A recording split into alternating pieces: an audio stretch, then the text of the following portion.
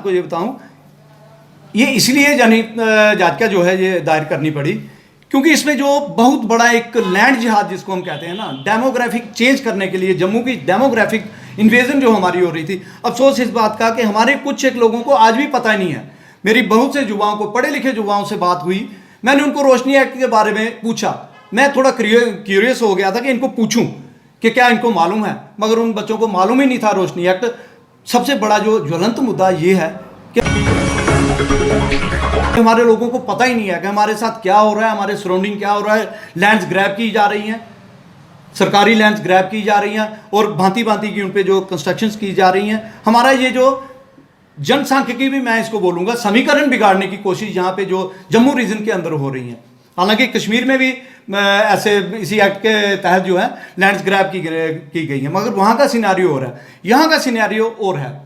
जनसांख्यिकी मैं इसलिए बोल रहा हूँ कि आप देखिए टोटली, आप ये अपना बठिंडी एरिया ले लीजिए, गुजर नगर वगैरह ले लीजिए, ये सारे इसके बीच आते हैं। तो यहाँ लोग कौन कौन बसाए गए हैं ये आप देख ही सकते हैं। जी बिल्कुल राकेश जी, ये देखिए जैसे जैसे सीबीआई की जांच आगे बढ़ेगी तो ऐसे ऐसे देखिए कितने कितने मछलियां तो बहुत हैं, मगर मछ देखिए आप हैरान रह जाएंगे, लोग हैरान रह जाएंगे कि ये क्या एक्ट था। अंधेर गर्दी एक्ट मैंने इसलिए इसको बोला हुआ है। ये रोशनी एक्ट तो था ही नहीं, रोशनी थी नहीं इसमें। एक तरफ आप रोशनी किसी को दे रहे हो, दूसरे लोगों को आप अंधेरे की तरफ धकेल रहे हो, ये कहां से रोशनी एक्ट हो गया। तो बड़े मगरमच्छ इसमें फंसेंगे जिसमें आपके पॉलिटिशियंस भी होंगे, ब्यूरोक्रेट्स भी होंगे, कई बड़े बड़े धनाढ़ लोग भी इसमें शामिल होंगे। ये बहुत अच्छा प्रश्न है आपका। जो भी ये जैसे टोटली एकदम इलीगल तरीके से जो भी हुआ है, क्योंकि अगर जमीन इलीगल है, डॉक्यूमेंटेशन कहां से उनकी हो गई, कैसे उनके डॉक्यूमेंट्स रेवेन्यू डिपार्टमेंट ने उनको दिए, और बैंक जो है वो तो काम करेंगे, जो रेवेन्यू वाले उनको रिकॉर्ड प्रोवाइड करेंगे उसके आधार पर। मगर ये है ही सारा मसला यही है कि टोटली इनके जो डॉक्यूमेंटेशन थी टोटली फ्रॉडुलेंट थी। एक्ट ही एक फ्रॉड था, बहुत बड़ा फ्रॉड था। तो फिर आप समझ ही सकते हैं कि खाली रोशनी का उसको एक लवादा पहना दिया गया था, जबकि ये एक्ट जो था ये अंधेर गर्दी एक्ट था। देखिए इसमें सबसे बड़ी तो बात ये है, परिणाम इसके क्या होंगे, क्योंकि मैं उस पर नहीं जाना चाहता। अब ये जैसे हमारा सीबीआई के हाथ केस है, सीबीआई इसकी गहन जांच करेगी, इतना हम सभी को विश्वास है, क्योंकि इसमें सबसे बड़ी जो हम लोगों के हक में जो है कि इसका संज्ञान जो है माननीय हाई कोर्ट ने लिया है। आज तक इतने नेता हुए, मैं उनको नेता कम अभिनेता ज्यादा कहूँगा, कि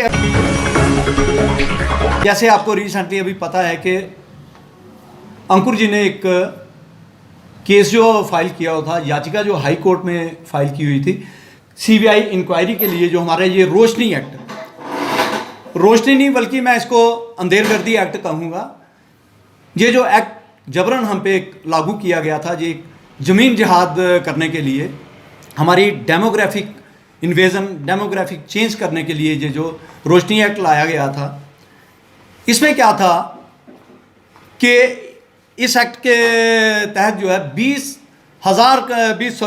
लाख कनाल जो ज़मीन थी हमारे सरकारी ज़मीन जो स्टेट लैंड, वो ग्रैब की हुई थी।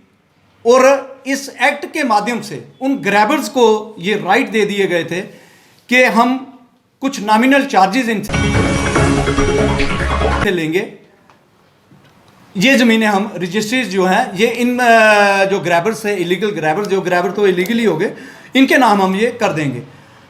तो इन्होंने एक टारगेटेड अमाउंट इसमें रखा हुआ था जो 25,000 करोड़ रुपए का, बहुत ह्यूज अमाउंट था कि जो हम ज़मीनें इन्हीं को दे देंगे, इससे हमें ये 25,000 करोड़ रुपया जो आएगा, जिससे हम ये हाइडल प्रोजेक्ट्स लगाएंगे, जिससे बिजली पैदा होगी और सभी जगह हम बिजली की सप्लाई करेंगे, तो चारों तरफ रोशनी रोशनी हो जाएगी। तभी इसका नाम जो है रोशनी एक्ट दिया गया था इसको। मगर ये रोशनी की बजाय ये अंधेरगर्दी एक्ट इसलिए मैं बोल रहा हूं कि 25,000 करोड़ कहाँ और मात्र इनको आया कितना, औने पौने दांव जो जमीनें इनको दे दी गई इलीगली जो, और इसकी हमें एक सीबीआई इंक्वायरी दे दी जाए।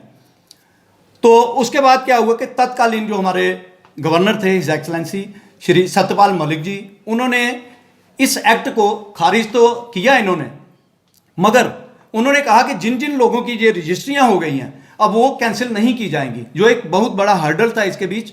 तो तभी ये कोर्ट में जब याचिका दायर की गई थी तो अंकुर जी ने यही कहा कि इसकी हमें सीबीआई इंक्वायरी चाहिए, जो कि सतपाल मलिक जी ने इसकी इंक्वायरी एसीबी को दी थी, जिसकी जो जांच थी वो सेटिस्फैक्ट्री नहीं थी, क्योंकि वो लोग कोऑपरेट ही नहीं कर रहे थे, इस मामले को लंबित किए जा रहे थे। तो आज जाके माननीय हाई कोर्ट ने ये उनकी डिमांड जो है ये 9 तारीख को माननीय हाई कोर्ट ने इसका जो जांच है सीबीआई को हैंड ओवर कर दी है। तो इसमें आप देखिए कि ये उसने माननीय हाई कोर्ट ने ये भी कहा है कि जो जो ऑफिसर डिपकाम डीसीज वगैरह जो इसमें कोऑपरेट नहीं करेंगे, जो रिकॉर्ड देने में कोताही करेंगे, आनाकानी करेंगे, तो वो उनका ये एक्शन जो है वो कंडेम्ड ऑफ कोर्ट समझा जाएगा। तो इसलिए उनको रिकॉर्ड प्रोवाइड करवाना ही होगा हमारी सीबीआई को। प्लस उन्होंने अंकुर शर्मा जी को भी ये बोला कि जो रिकॉर्ड सीबीआई को चाहिए होगा अंकुर शर्मा जी भी प्रोवाइड करेंगे। जी।